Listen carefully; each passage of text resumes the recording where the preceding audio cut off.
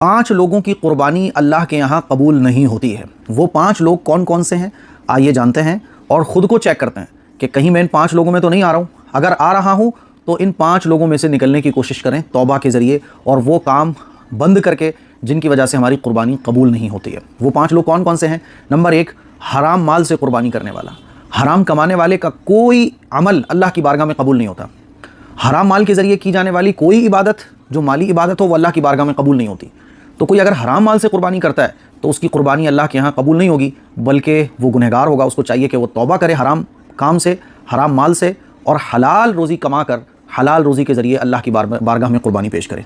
दूसरा है दूसरों के नाम से कुर्बानी करने वाला।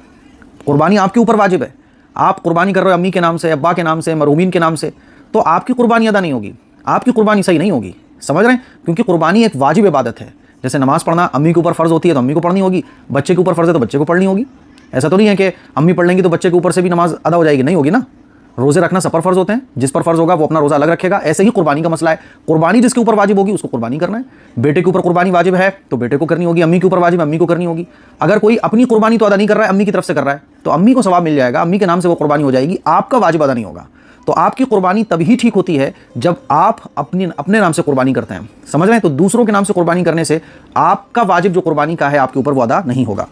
नंबर 3, दिखावे की नीयत से कुर्बानी करने वाला। कोई शख्स अगर दिखावे की नीयत से कुर्बानी करता है तो अल्लाह का कुरान मजीद में साफ इरशाद है, लन यनालल्लाहु लुहूमुहा वला दिमाउहा वलाकिन यनालु तक़वा मिनकुम, कि अल्लाह को ना कुर्बानी का गोश्त पहुंचता, ना खून पहुंचता, ना कुछ और पहुंचता। अल्लाह को तो ये पहुंचता है तक़वा, दिल का इखलास, कि अल्लाह का बंदा अल्लाह के लिए किस दिल से कुर्बानी कर रहा है।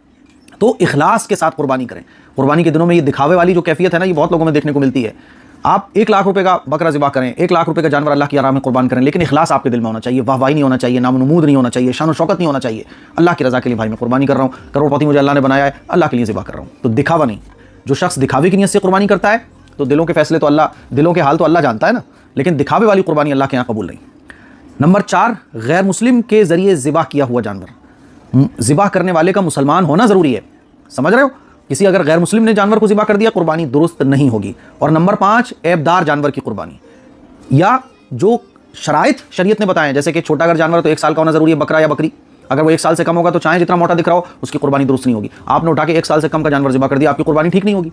बड़ा जानवर 2 साल का होना चाहिए, ऊँट 5 साल का होना चाहिए। तो ये जो उम्र की लिमिट है, अगर इस लिमिट से कम है, क्राइटेरिया पूरा नहीं हो रहा है, तो आपकी कुर्बानी दुरुस्त नहीं होगी।